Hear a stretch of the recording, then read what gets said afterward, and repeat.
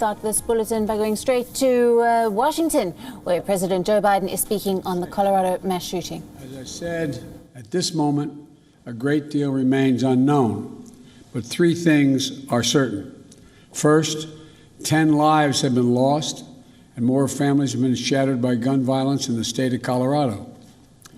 And Jill and I are devastated, and the feeling, I just can't imagine how the families are feeling, the victims whose futures were stolen from them, from their families, from their loved ones, who now have to struggle to go on and try to make sense of what's happened.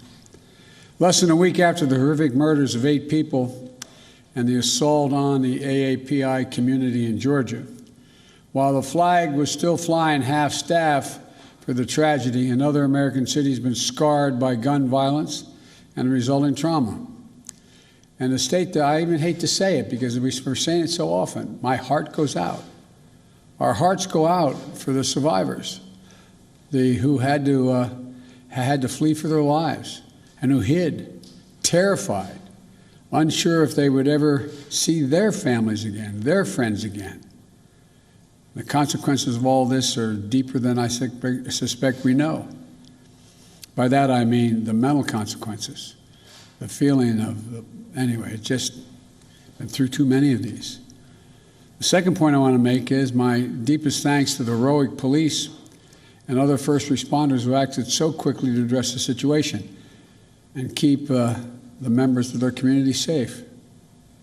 And to state the obvious, I commend the exceptional bravery of Officer Eric Talley, and I send my deepest condolences to his family, his close family and 7 children.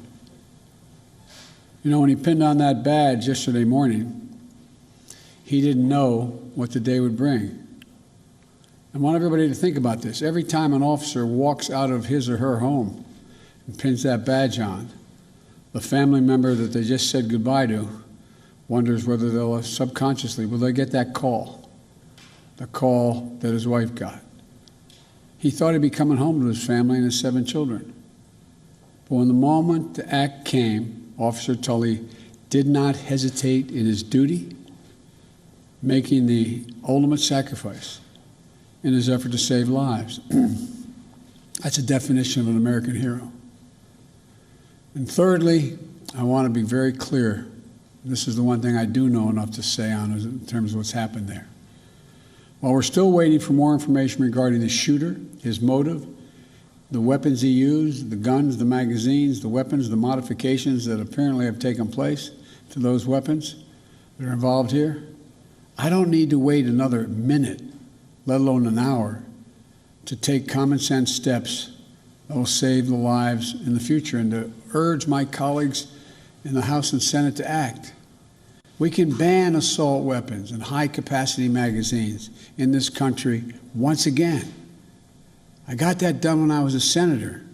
It passed. It was law for the longest time. And it brought down these mass killings. We should do it again. We can close the loopholes in our background check system, including the Charleston loophole.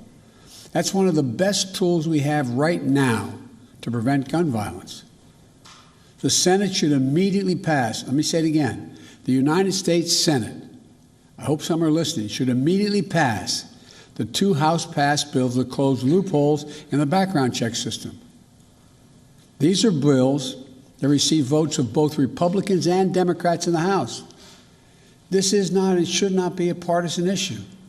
This is an American issue. It will save lives, American lives, and we have to act. We should also ban assault weapons in the process. I'll have much more to say as we learn more, but I wanted to be clear. Those poor folks who died left behind families that leaves a big hole in their hearts. And we can save lives, increasing the background checks so that they're supposed to occur, and eliminating assault weapons and the size of magazines. We don't know all the detail yet on that. But I'll be talking to you more later today or in the next couple of days about what else we know. May God bless you all. and those families who are mourning today because of gun violence in Colorado and Georgia, all across the country. We have to act so there's not more of you, there's fewer of you as time goes on. Thank you so much. Will you introduce new gun legislation?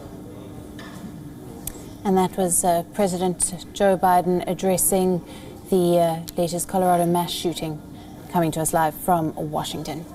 Now, Colorado officials have revealed details about the attacker whose shooting rampage claimed 10 lives at a supermarket.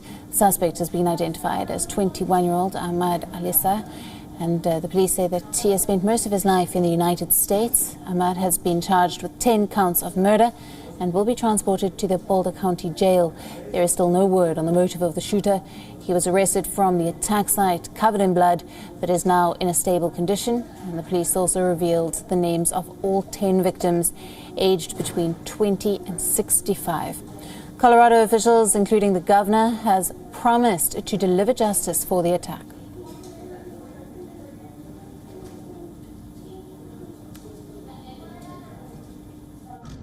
Regarding the suspect, at approximately 2:40 p.m. on Monday, March 22nd, officers were dispatched to King Soopers on Table Mesa Drive.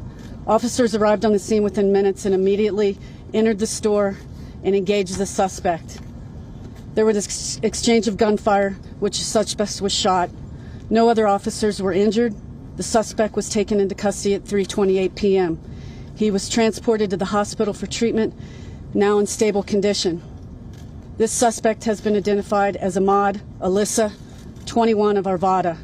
He has been charged with 10 counts of murder in the first degree and will be shortly transported to the Boulder County Jail.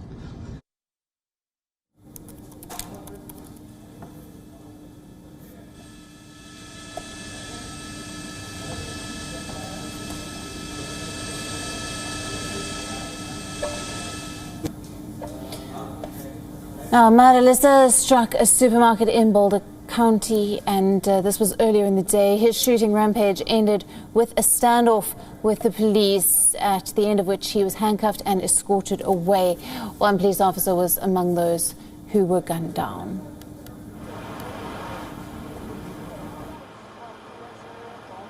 There's a lot that we don't know. There's a lot still unfolding from yesterday's events. But let me simply say this. This cannot be our new normal. We should be able to feel safe in our grocery stores. We should be able to feel safe in our schools, in our movie theaters, and in our communities. We need to see a change because we have lost far too many lives.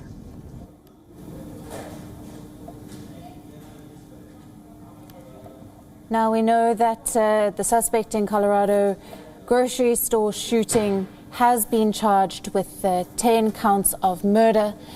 And for more on this story, we are being joined by our correspondent, Susan Tehrani from New York. Susan, good to have you on the broadcast. We have just heard from President Biden, and as we discussed earlier, there was definitely some politics brought into this tragedy as he discussed the gun violence in the U.S.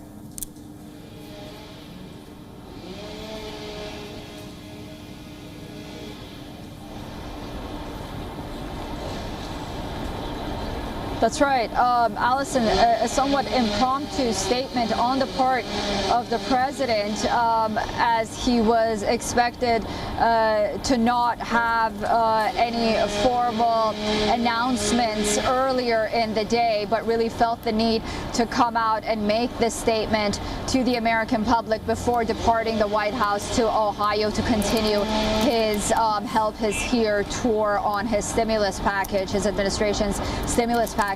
And just on the timing of this statement, it comes after officials in Colorado came out and talked about, the latest on the mass killing incident in Boulder. And also very shortly after former U.S. President Barack Obama released this statement highlighting and calling for stricter gun control laws immediately. And we really saw that being echoed by President Joe Biden in his statement.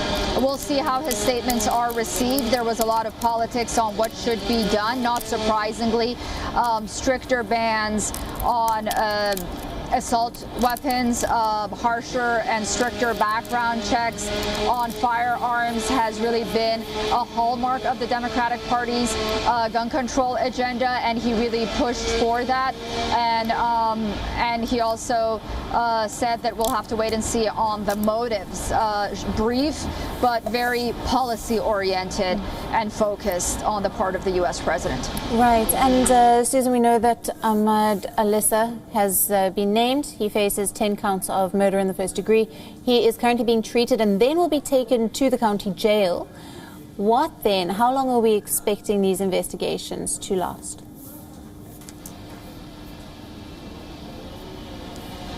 So there are two folds to the investigation. The first one is FBI being on the ground in and around Boulder, notably the supermarket, which the horrific incident took place. That will likely go on for about 5 days to a week, maybe longer. And then there is the wide-ranging general investigation, which the police chief and officials at a press conference earlier today informed us that may take up to a year to really get to the nitty-gritty and find out the motives of the actions by this perpetrator, the perpetrator of this crime, and why he carried out these attacks and how.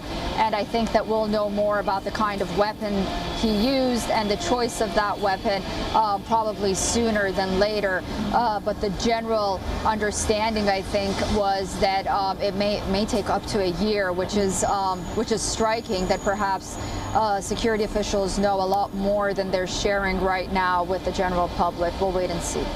Right, Susan, thanks for bringing us all the latest details on that tragic story coming out of Colorado there. WION, now available in your country. Download the app now. Get all the news on the move.